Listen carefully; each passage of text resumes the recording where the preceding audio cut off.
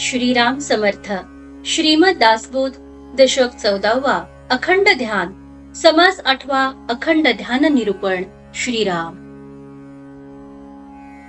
बरे ऐसा प्रसंग झाला तो होऊन गेला. आता तरी ब्राह्मणे आपणाला शहाणे करावे. श्रीराम. श्री समर्थ म्हणतात की ब्राह्मणांच्यावर असा प्रसंग आला तर आला, तो येऊन गेला, झाले गेले होऊन गेले म्हणून समजून ब्राह्मणांनी आता तरी स्वतःला शहाणे करावे. देव पूजावा विमळ हस्ती, तेणे भाग्य पाविजे समस्ती. मूर्ख भक्त वेस्ती, दरिद्र भोगिजे. श्रीराम. देवाची पूजा निर्मल हाताने करावी. या योगे पूजा करणाऱ्याला सर्व प्रकारचे भाग्य लाभते. मूर्ख, गैरशिस्त, अभक्त असा उपासक दारिद्र्य भोगतो. आधी देवास ओळखावे, मग अनन्य भावे भजावे. अखंड ध्यानची धरावे सर्वोत्तमाचे. श्रीराम. प्रथम देवाला ओळखावे आणि मग अनन्य भावाने त्याला भजावे. त्या सर्वोत्तमाचे अखंड ध्यान धरावे.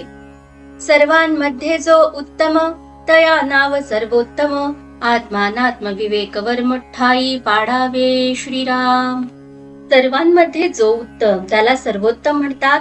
आत्मानात्म विवेकाने हे वर्म जाणून घ्यावे. जाणो देह रक्षी, आत्मद्रष्टा अंतर साक्षी. पदार्थ मात्रास परीक्षी जाणपणे. श्रीराम. जाणीव रूपाने जो देहाचे रक्षण करतो, जो द्रष्टा अंतरसाक्षी आहे, तो आत्माच जाणीव रूपाने पदार्थ मात्राची परीक्षा करीत असतो.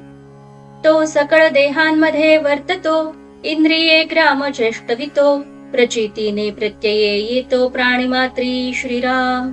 सर्वांच्या देहामध्ये तोच राहतो आणि सर्व इंद्रियांना चेतना देऊन त्यांच्याकडून कामे करून घेतो. हे सर्व प्राणिमात्रांच्या ठिकाणी अनुभवास येते.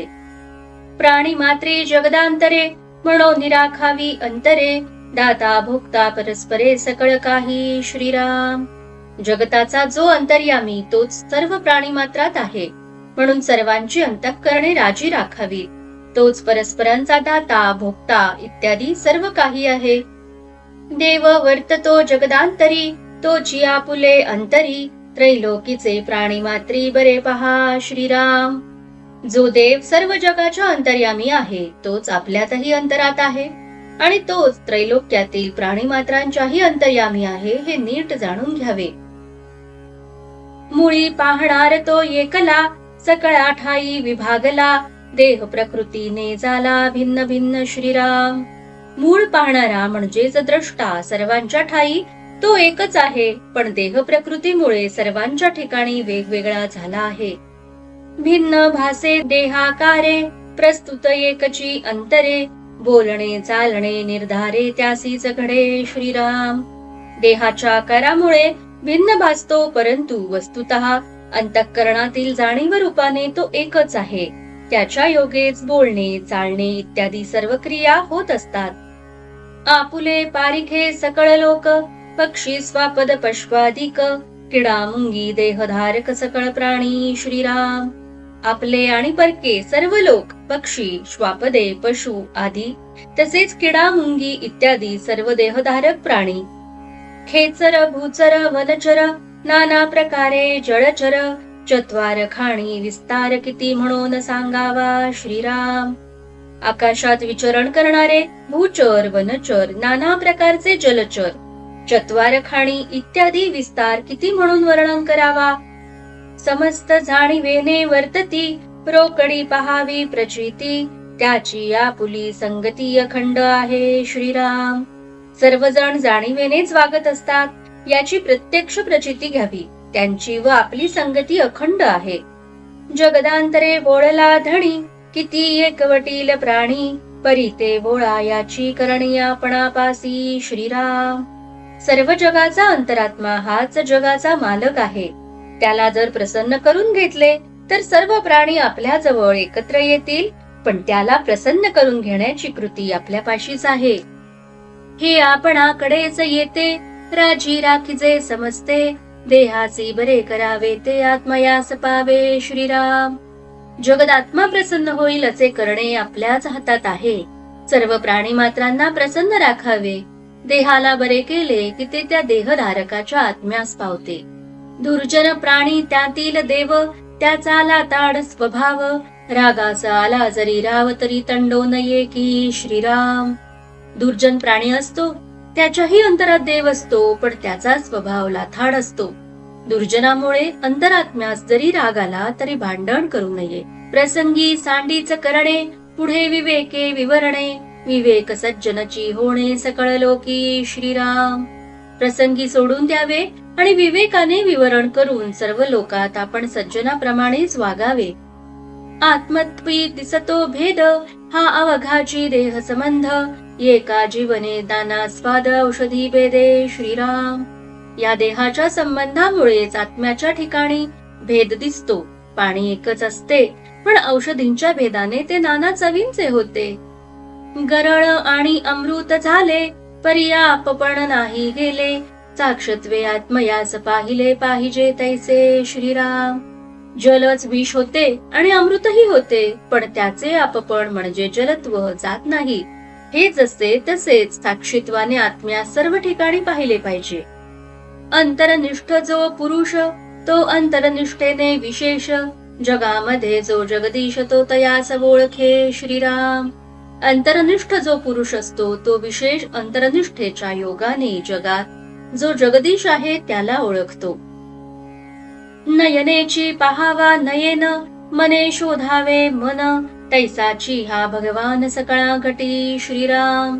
डोळ्याने डोळा पहावा, मनानेच मनाचा शोध घ्यावा. त्याचप्रमाणे आपल्या अंतरात्म्याच्या योगे सर्वांच्या ठिकाणी असलेल्या अंतरात्म्यास ओळखावे. तेणे विण कार्यभाग आडे, सकळ काही तेणेची घडे. प्राणी विवेके पवाडे, तेणेची योगे श्रीराम. त्या अंतरात्म्या वाचून कुठलेही कार्य होऊ शकत नाही. सर्व काही त्याच्यामुळेच घडते, त्याच्यामुळेच प्राणी विवेक करू शकतो. जागृतीस व्यापार घडतो, संबंध तयासीच पडतो. स्वप्नामध्ये घडे जो तो, येण्याची न्याये श्रीराम. जागृतीत जो व्यवहार होतो तोही अंतरात्म्याच्या संबंधानेच होतो. स्वप्नातही जे काही घडते तेही अंतरात्म्याच्या योगेच घडते. अखंड ध्यानाचे लक्षण, अखंड देवाचे स्मरण. याचे कळता विवरण सहजची घडे श्रीराम. आता जे विवरण सांगितले ते नीट कळले म्हणजे मग सहजच अखंड देवाचे स्मरण होते आणि अखंड ध्यानाचे हेच लक्षण आहे. सहज सांडून सायास, हाची कोणी एक दोष. आत्मा सांडून नात्म्यास ध्यानी धरिती श्रीराम. सहज सोडून उगीच सायास करणे हाच मोठा दोष आहे. आत्म्यास सोडून लोक अनात्म्याचे ध्यान धरतात. परी ते धरिताही धरेना, ध्यानी येती व्यक्ती नाना. उगेची कष्टती मना कासावीस करुनी श्रीराम. पण प्रयत्न करूनही ते साध्य होत नाही. ध्यानात नाना व्यक्ती येतात. लोक मनाला कासावीस करून उगीचच कष्टी होतात. मूर्ती ध्यान करिता सायाचे, तेथे एकाचे एकची दिसे. भासो नये तेची भासे विलक्षण श्रीराम. मोठ्या प्रयत्नाने मूर्तीचे ध्यान करू लागले तर एकाऐवजी दुसरे भलतेच दिसते. जे भासू नये असे विलक्षण दुसरेच भासू लागते. ध्यान देवाचे करावे किंवा देवाल्याचे करावे, हेची बरे विवरावे आपल्या ठाई श्रीराम. आपण ध्यान देवाचे करायचे की देवालयाचे, याचा प्रत्येकाने स्वतःशीच विचार करून पहावा. देह देऊळ आत्मा देव, कोठे धरू पाहता भाव. देव ओळखून जीव तेथे चिलावावा श्रीराम. देह हे देऊळ आहे आणि आत्मा हा देव आहे, म्हणून हे ओळखून भावभक्तीने त्या देवाच्या ठिकाणीच जीव लावावा. अंतरनिष्ठा ध्यान ऐसे, दंडक ध्यान नारिसे. प्रत्येके वीण सकळ पिसे, अनुमान ध्यान श्रीराम. अंतरनिष्ठ ध्यान हे अशा प्रकारचे असते. दंडक ध्यान म्हणजे रूढ पद्धतीनुसार केलेले ध्यान वेगळेच असते. अनुभवाशिवायचे ध्यान त्यास अनुमानावर आधारलेले ध्यान म्हणून अनुमान ध्यान म्हटले असून तो शुद्ध वेडेपणा होय. अनुमाने अनुमान वाढे, ध्यान धरिता चवेची मोडे. उगेची कष्टती बापुडे, स्थूळ ध्याने श्रीराम. कल्पनेने कल्पना वाढत जाते आणि ध्यान धरलेले असते ते मोडते. स्थूल ध्यानाच्या योगे लोक बापडे उगीचच कष्टी होतात. देवास देहधारी कल्पिती, तेथे नाना विकल्प उठती, भोगणे त्यागणे विपत्ती देहयोगे श्रीराम. देवाला देहधारी समजतात, त्यामुळे तेथे नाना विकल्प उठतात. देहाच्या योगे भोगणे त्यागणे विपत्ती हे सर्वच येते. ऐसे मनी आठवते, विचारिता भलतेची होते, दिसून येते दिसते नाना स्वप्नी श्रीराम. अशा तऱ्हेने मनात विचार सुरू होतात, त्यामुळे भलतेच होते. अनेक प्रकारची स्वप्ने पडून जे दिसू नये ते दिसते. दिसते ते सांगता न ये, बळे भावार्थ धरिता नये, साधक काचा वीस होये अंतर्यामी श्रीराम. जे दिसते ते कोणाला सांगता येत नाही, बळजबरीने भाव टिकू शकत नाही, त्यामुळे साधक अंतर्यामी कासावीस होतो. सांगो पांग धडे ध्यान, त्यास साक्ष आपुले मन, मनामध्ये विकल्प दर्शन होऊच नये श्रीराम. सांगोपांग ध्यान घडते की नाही याला आपले मन साक्षी असते, म्हणून आपल्याला मनोमनी ते कळते.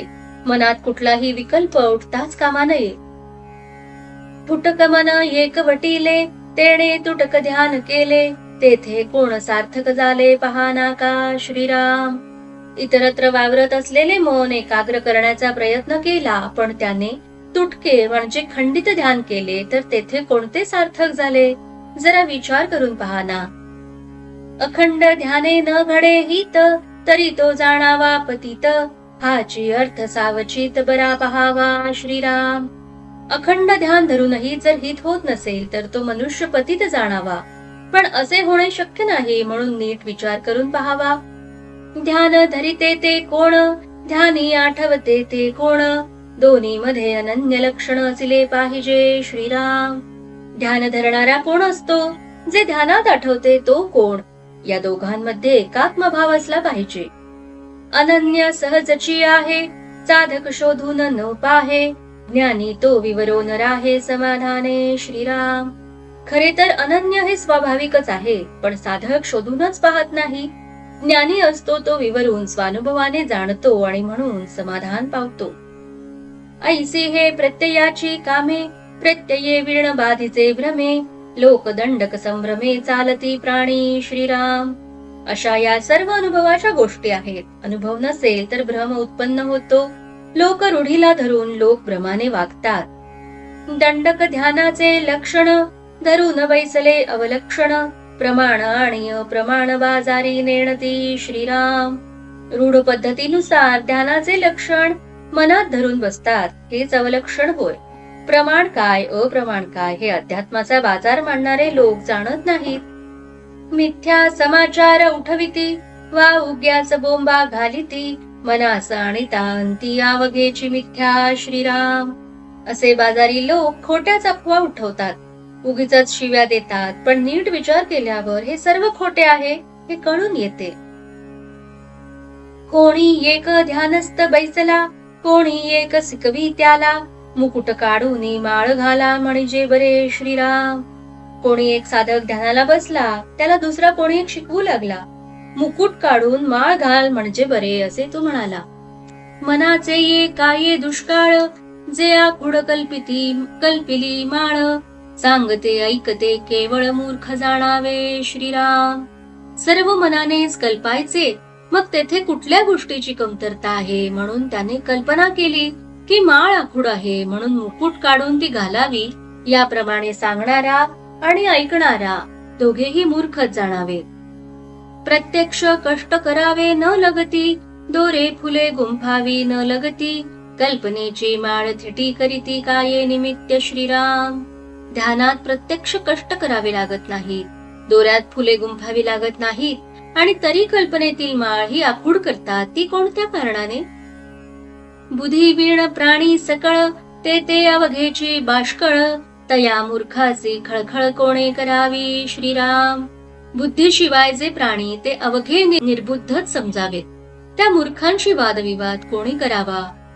जेणे जैसा परमार्थ केला, तैसाच पृथ्वीवरी दंडक चालिला, साता पांचाचा बळावला साभिमान श्रीराम. त्याने जसा परमार्थ केलेला असतो तशी रूढी पडते. 5-7 अनुयायी मिळून अट्टाहासाने पंथ पुढे रेटला जातो. किंवा अशा पंथात 7 म्हणजे काम, क्रोध, लोभ, मोह, शोक, भय आणि अज्ञान, आणि 5 म्हणजे शब्द, स्पर्श, रूप, रस आणि गंध या 5 विषयांची गडबडच अहंकाराने बळावते. प्रत्यये वीणसाभिमान, रोगी मारिले झाकून, तेथे अवघाची अनुमान, ज्ञान कैचे श्रीराम. अनुभवाशिवाय अभिमान करणे म्हणजे रोगी झाकून त्याला मारण्यासारखे आहे.